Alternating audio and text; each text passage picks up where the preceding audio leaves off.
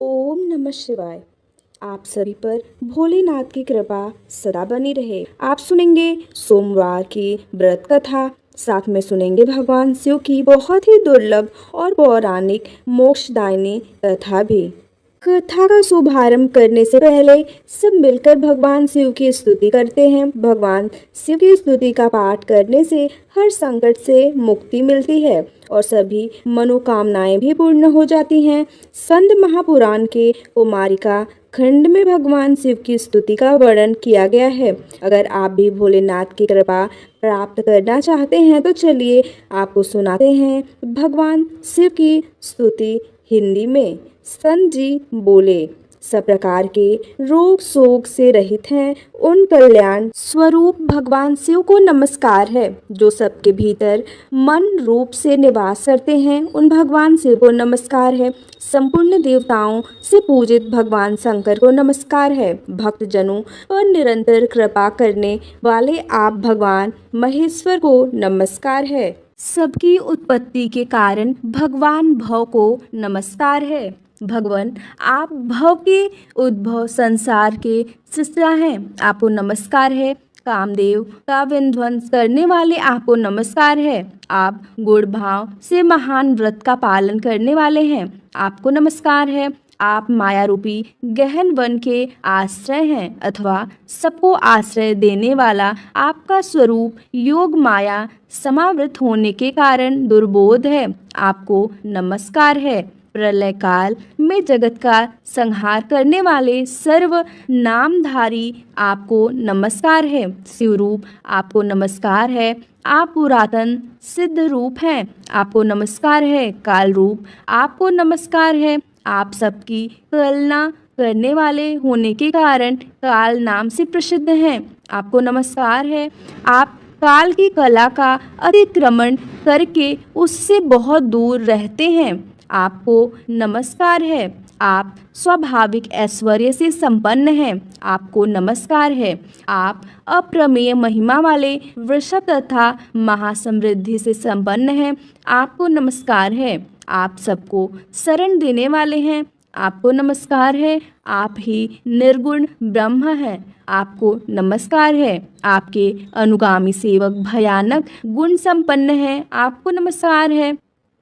नाना भुवनों पर अधिकार रखने वाले आपको नमस्कार है। भक्तों को मनोवांछित फल प्रदान करने वाले आपको नमस्कार है। भगवान आप ही कर्मों का फल देने वाले हैं, आपको नमस्कार है। आप ही सबका धारण पोषण करने वाले धाता तथा उत्तम करता है, आपको सर्वदा नमस्कार है। आपके अनंत रूप हैं, आपका कोप सबके लिए असह्य है, आपको सदैव नमस्कार है। आपके स्वरूप का नाम कोई माप नहीं हो सकता, आपको नमस्कार है। वृषभेंद्र को अपना वाहन बनाने वाले आप भगवान महेश्वर को नमस्कार है।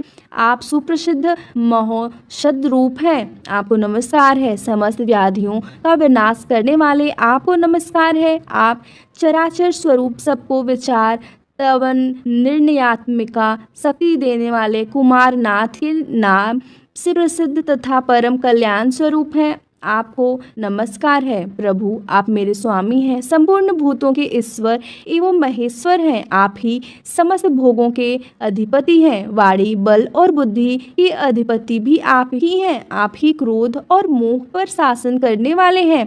पर और अपर के स्वामी भी आप ही हैं। सबकी हृदय गुहा में निवास करने वाले परमेश्वर तथा मुक्ति के अधीश्वर भी आप ही हैं, आपको नमस्कार है। शिव जी ने कहा, जो लोग सायंकाल और प्रातःकाल पूर्ण भक्ति पूर्वक तुम्हारे द्वारा की हुई इस स्तुति से मेरा स्वतः करेंगे, उनको जो फल प्राप्त होगा उसका वर्णन करता हूँ, सुनो। उन्हें कोई रोग नहीं होगा, दरिद्रता भी नहीं होगी तथा प्रियजनों से कभी वियोग भी नहीं होगा। वे इस संसार में दुर्लभ भोगों का उपभोग करके मेरे परम धाम को प्राप्त करेंगे। इस प्रकार से श्री स्कंद महापुराण के कुमारिका खंड में शिव स्तुति संपूर्ण हुई। पौराणिक कथा के अनुसार अमरावती नगर में एक धनी व्यापारी रहा करता था। दूर दूर तक उसका व्यापार फैला हुआ था। नगर में उस व्यापारी का सभी लोग बहुत मान सम्मान करते थे। इतना सब कुछ होने पर भी वह व्यापारी मन से बहुत दुखी था, क्योंकि उस व्यापारी का कोई पुत्र जो नहीं था। दिन दिन रात उसे बस एक ही चिंता सताती रहती थी कि उसकी मृत्यु के बाद उसके इतने बड़े व्यापार और धन संपत्ति को कौन संभालेगा। पुत्र प्राप्ति की इच्छा से वह व्यापारी हर सोमवार भगवान शिव की व्रत और पूजा किया करता था। सायंकाल को वह व्यापारी शिव मंदिर में जाकर भगवान शिव के सामने घी का दीपक भी जलाता था। उस व्यापारी की भक्ति देखकर एक दिन देवी पार्वती ने भगवान शिव से कहा, हे प्रभु, यह व्यापारी आपका सच्चा भक्त है। इतने दिनों से यह सोमवार का व्रत और पूजा नियमित कर रहा है। भगवान, आप इस व्यापारी की मनोकामना अवश्य पूर्ण करें। तब भगवान शिव ने मुस्कुराते हुए कहा, हे पार्वती, इस संसार में सबको उसी कर्म के अनुसार फल की प्राप्ति होती है। प्राणी जैसा कर्म करते हैं उन्हें वैसा ही फल मिलता है। इसके बाद भी देवी पार्वती नहीं मानी। उन्होंने बार बार आग्रह करते हुए कहा, हे महादेव, हे प्रभु, आपको इस व्यापारी की इच्छा पूरी करनी ही पड़ेगी। यह आपका अनन्य भक्त है, हर सोमवार आपका विधिवत व्रत रखता है और पूजा अर्चना के बाद आपको भोग लगाकर एक समय ही भोजन भी ग्रहण करता है। आपको इसे पुत्र प्राप्ति का वरदान तो देना ही होगा। प्रभु देवी पार्वती का इतना आग्रह देखकर भगवान शिव ने कहा, देवी, तुम्हारे आग्रह पर मैं इस व्यापारी को पुत्र प्राप्ति का वरदान देता हूँ, लेकिन इसका पुत्र 16 वर्ष से अधिक जीवित नहीं रहेगा। उसी रात भगवान शिव ने स्वप्न में उसे व्यापारी को दर्शन देकर उसे पुत्र प्राप्ति का वरदान दिया और उसे पुत्र के 16 वर्ष तक जीवित रहने की बात भी बताई। भगवान के वरदान से उस व्यापारी को खुशी तो हुई, लेकिन अल्पायु की चिंता ने उस खुशी को नष्ट कर दिया। व्यापारी अब भी पहले की तरह सोमवार का विधिवत व्रत करता रहा। कुछ महीने पश्चात उसके घर में एक बहुत ही सुंदर पुत्र उत्पन्न हुआ। पुत्र जन्म से व्यापारी के घर में खुशियां भर गईं। बहुत धूमधाम से पुत्र जन्म का समारोह मनाया गया। व्यापारी को पुत्र जन्म की अधिक खुशी नहीं हुई, क्योंकि उसे पुत्र की अल्प आयु के रहस्य का पता था, लेकिन यह रहस्य घर में किसी और को मालूम नहीं था। विद्वान ब्राह्मणों ने उस पुत्र का नाम अमर रखा। जब अमर 12 वर्ष का हुआ तो शिक्षा के लिए उसे वाराणसी भेजने का निश्चय किया गया। व्यापारी ने अमर के मामा दीपचंद को बुलाया और कहा कि अमर को शिक्षा प्राप्त करने के लिए वाराणसी छोड़कर आओ। अमर अब अपने मामा के साथ शिक्षा प्राप्त करने के लिए चल दिया। रास्ते में जहाँ भी अमर और दीपचंद रात्रि विश्राम के लिए ठहरते, वहीं यज्ञ करते और ब्राह्मणों को भोजन कराते थे। लंबी यात्रा के बाद अमर और दीपचंद एक नगर में पहुंचे। उस नगर के राजा की कन्या के विवाह की खुशी में पूरे नगर को सजाया गया था।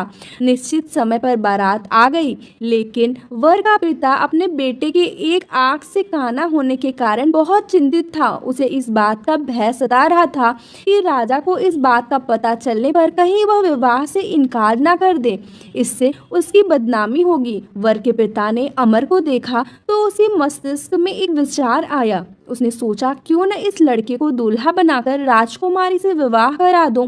विवाह के बाद इसको धन देकर विदा कर दूंगा और राजकुमारी को अपने नगर में ले जाऊंगा। वर के पिता ने इस संबंध में अमर और दीपचंद से बात की। दीपचंद ने धन मिलने के लालच में वर के पिता की बात स्वीकार कर ली और अमर को दूल्हे के वस्त्र पहनाकर राजकुमारी चंद्रिका से विवाह करा दिया गया। राजा ने बहुत सा धन देकर राजकुमारी को विदा किया। अमर जब लौट रहा था तो सच नहीं छिपा सका और उसने राजकुमारी के दुपट्टे पर लिख दिया, राजकुमारी चंद्रिका, तुम्हारा विवाह तो मेरे साथ हुआ था। मैं तो वाराणसी में शिक्षा प्राप्त करने जा रहा हूँ। अब तुम्हें जिस नवयुवक की पत्नी बनना पड़ेगा वह काना है। वो जब राजकुमारी ने अपने दुपट्टे पर लिखा हुआ पढ़ा तो उसने काने लड़के के साथ जाने से इनकार कर दिया। राजा ने सब बातें जानकर राजकुमारी को महल में रख लिया। उधर अमर अपने मामा दीपचंद के साथ वाराणसी पहुंच गया। अमर ने गुरुकुल में पढ़ना प्रारंभ कर दिया। जब अमर की आयु 16 वर्ष की हुई तो उसने एक यज्ञ किया। यज्ञ की समाप्ति पर ब्राह्मणों को भोजन कराया और खूब अन्य वस्त्र दान किए। रात को अमर अपने शयन कक्ष में सो गया।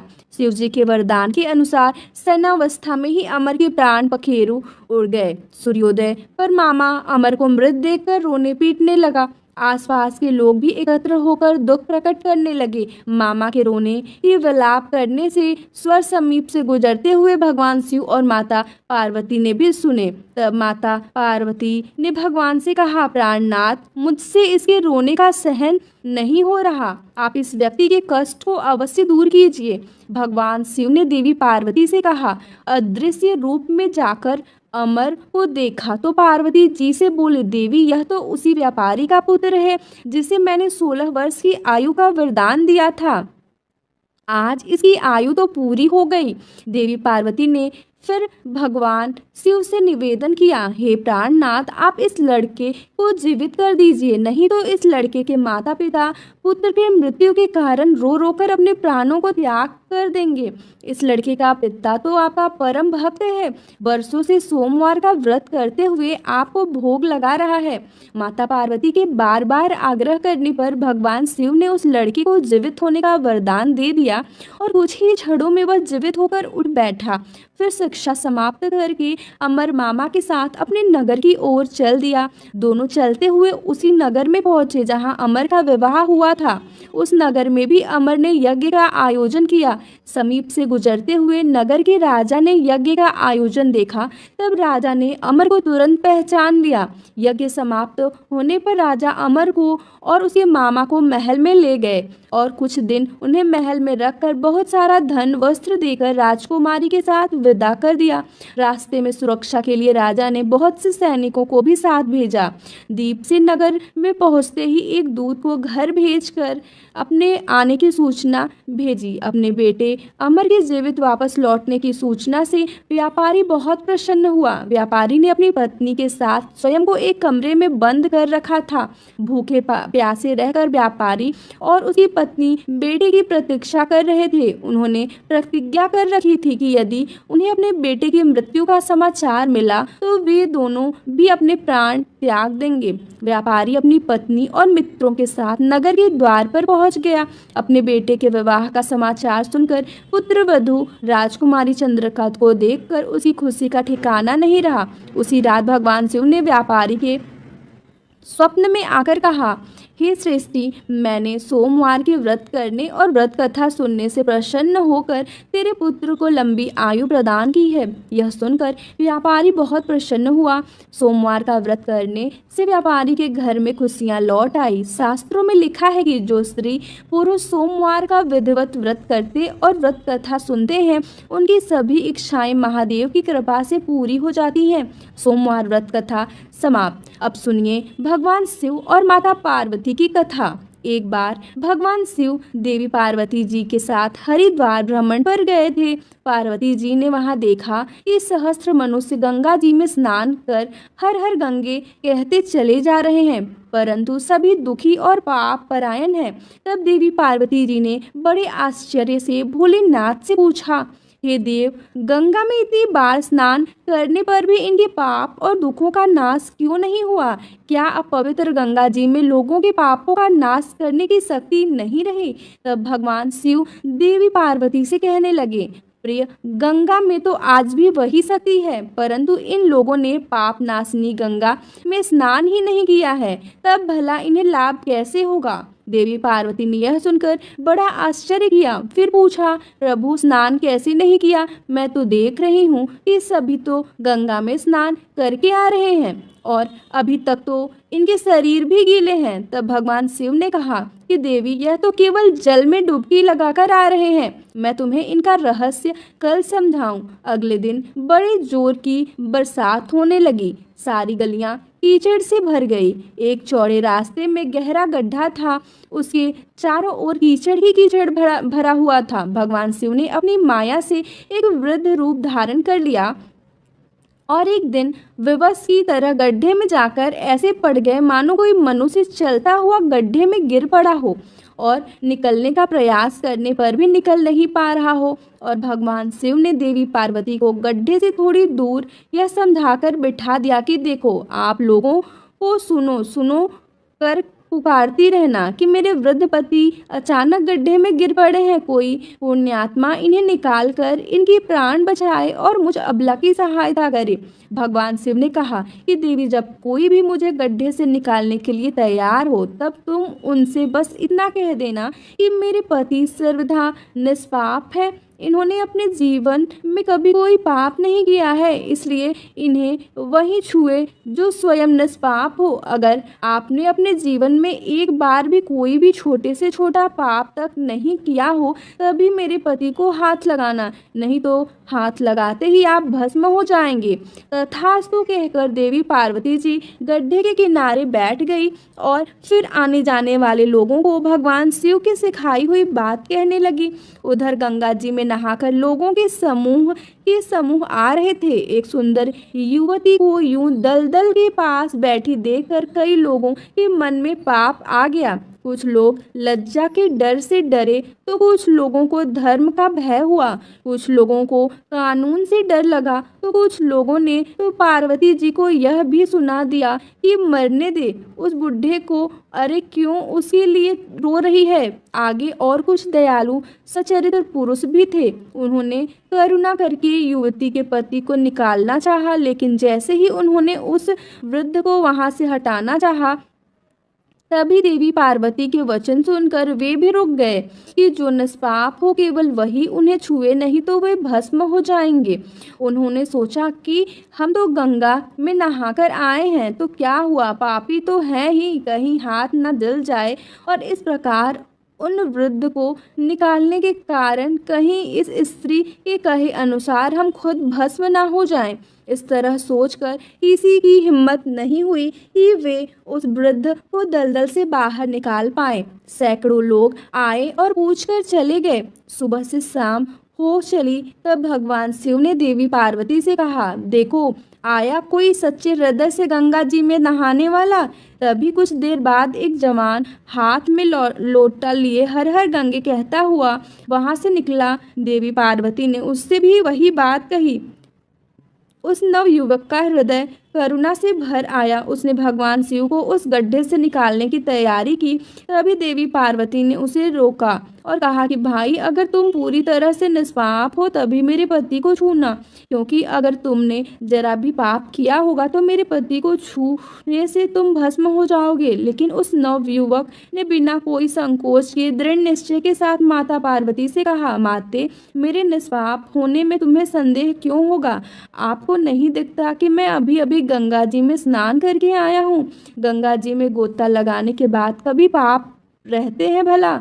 और आपके पति को मैं अभी तुरंत निकालता हूँ। कहते ही उस नवयुवक ने वृद्ध को गड्ढे से बाहर निकाल दिया। तब भगवान शिव और माता पार्वती ने उसे अधिकारी समझकर अपना असली स्वरूप प्रकट कर उसे दर्शन देकर कृतार्थ किया। भगवान शिव ने देवी पार्वती से कहा, देवी, इतने लोगों में से बस इस एक ही ने गंगा स्नान किया है। इस दृष्टांत के अनुसार जो लोग बिना श्रद्धा और विश्वास के केवल दंभ के लिए, केवल पाखंड के लिए गंगा जी में स्नान करते हैं उन्हें वास्तविक फल नहीं मिलता। लेकिन इसका यह मतलब नहीं है कि गंगा स्नान व्यर्थ जाता है। गंगा स्नान का बहुत पुण्य भी है। गंगा स्नान करने से सभी पापों से तो मुक्ति मिलती ही है, साथ ही मोक्ष की भी प्राप्ति होती है। ऐसा हमारे धार्मिक पुराणों में वर्णन है। यह थी आज की कहानी। आपको कैसी लगी कमेंट बॉक्स में जरूर बताइएगा।